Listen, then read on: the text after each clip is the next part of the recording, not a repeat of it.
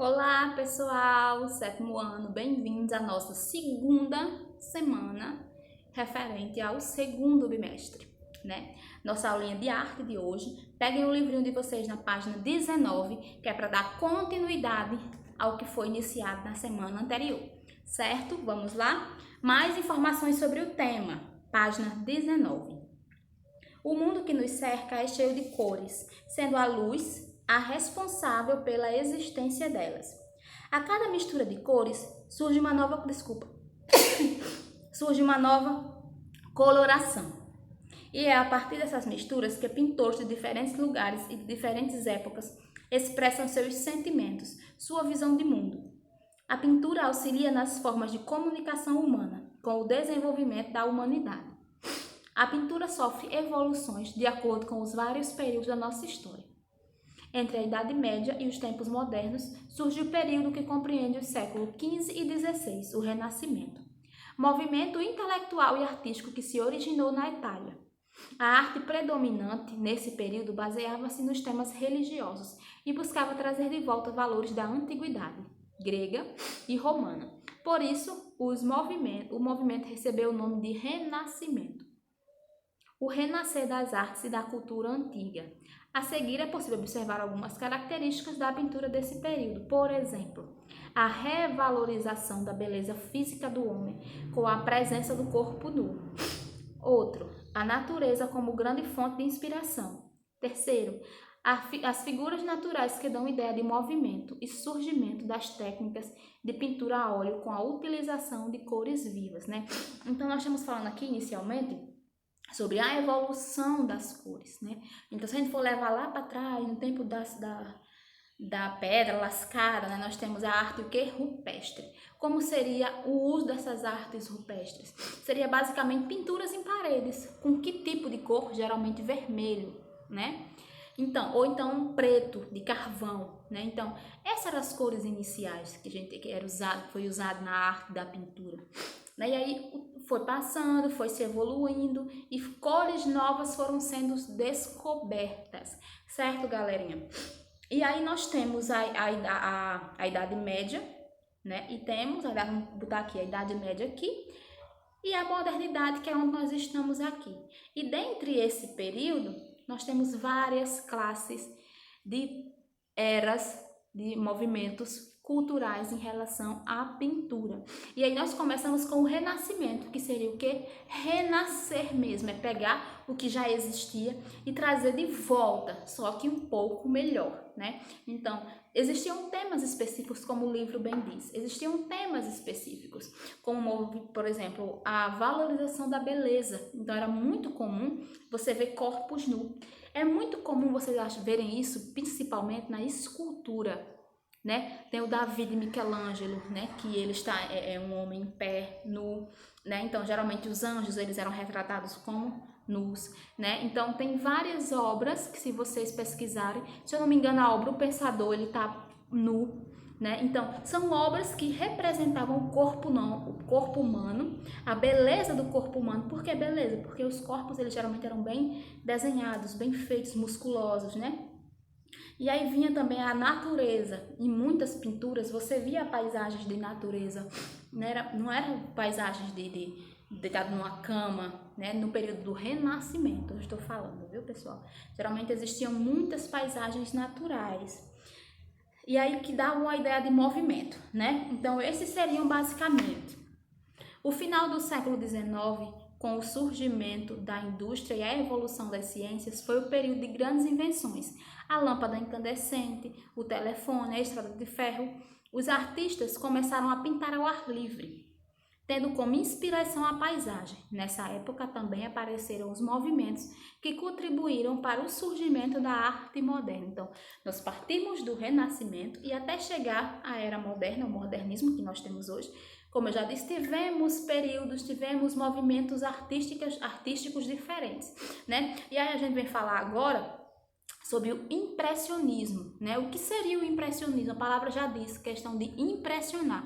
Então, as obras, elas eram voltadas para impressionar o espectador mesmo, né? O impressionismo foi um movimento que revolucionou a pintura. Os artistas inovavam as técnicas aplicando as tintas em pequenos toques de cor pura.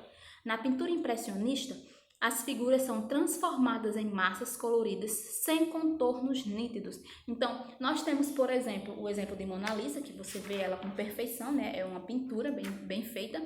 No impressionismo, os contornos são tipo borrados. Então, é comum você ver em pinturas desse período, você é tipo desfocado, não tem foco, viu, pessoal? Então, era um dos princípios para você identificar que essa obra lá é do período impressionista. Dando continuação, nós temos o expressionismo, ou seja, de expressão, certo? Movimento que surgiu na Alemanha, os pintores utilizavam a pintura dramática, procurou expressar sentimentos, amor, medo, solidão, através da arte plástica, deformavam as figuras para retratar emoções e aspectos negativos da sociedade moderna, que era a miséria, a guerra, a fome. Então, quando o impressionismo ele vinha para impressionar as pessoas, né? O expressionismo veio para expressar as emoções. Então, você olhava para uma obra desse período expressionista e você geralmente identificava algum tipo de expressão emocional, raiva, amor, ódio, dor. Então, tudo isso você conseguia identificar. Essa era a ideia dos artistas, né? Expressar suas emoções, expressar seus sentimentos. O próximo, o cubismo. O cubismo surgiu em Paris em 1907. Primeiramente, os artistas pintavam a partir de formas geométricas, cubos e cilindros, retratando tanto objetos quanto figuras humanas. Não havia predomínio de luz e a pintura tinha um brilho quase metálico. Após certo período, mais ou menos em 1911, os artistas acrescentaram às suas pinturas materiais como tecidos, jornais, selos, embalagens e outros objetos do cotidiano. Então, o cubismo você geralmente identificava porque você via formas geométricas, você via quadrados na pintura, você via cilindros, você via retângulos, né? E depois de um tempo, eles começaram a inovar, colocando coisas do cotidiano dentro da pintura. Não é que eles pintavam, não, é que eles pegavam, por exemplo, eu fui pintei, né, eu sou uma artista do cubismo. Aí eu fui e pintei, a minha obra é um litro de ketchup, é um bicho de ketchup, né? Ou então uma cerveja tradicional da época. Aí eu pego o rótulo da cerveja, arranco de lá e prego na minha obra. Então isso começou a acontecer com frequência no cubismo. A pintura pode ser representada de duas formas, figurativa e abstrata, certo?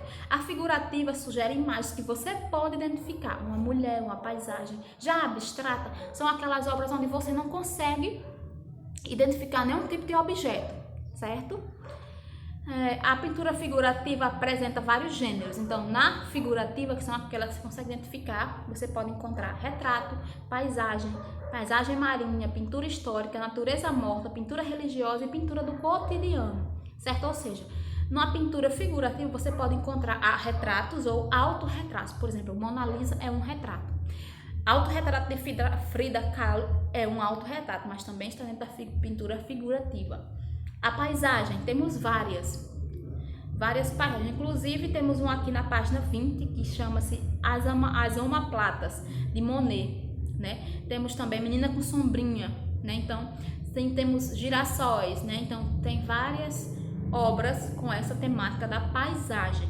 Aí nós temos paisagem marinha, que a ideia é retratar algo do mar. Pintura histórica, por exemplo, a Capela Sistina, que nós temos lá no topo, são anjos, né? Uma representação histórica. Nós podemos ter também, por exemplo, aquela lá de Napoleão, ou de Pedro Álvares Cabral, né? Que ele dá o grito da independência. Dom Pedro dá o grito da independência, né? Então, lembra que tem ele num cavalo e tal, com a espada? Então, são obras figurativas que representam história, certo? E aí nós temos natureza morta, que geralmente é vasos, é copos, é talheres, é mesa, cadeira de uma casa, certo?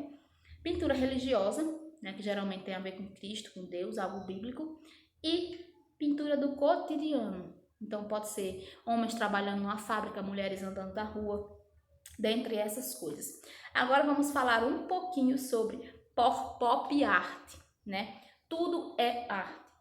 Pop art foi um movimento que se iniciou na metade do século XX e trata das situações, pessoas ou objetos do dia a dia, transformados em arte. Na atualidade, tudo é arte, inclusive personalidades como Marilyn Monroe, que é representada em diferentes cores. O objetivo da pop art é de abraçar e desconstruir imagens pertencentes às culturas da massa, a chamada cultura pop, feita para as grandes multidões. Com isso, uma das características estéticas da pop art é a expressão pura do objeto do cotidiano em um fundo de uma cor só.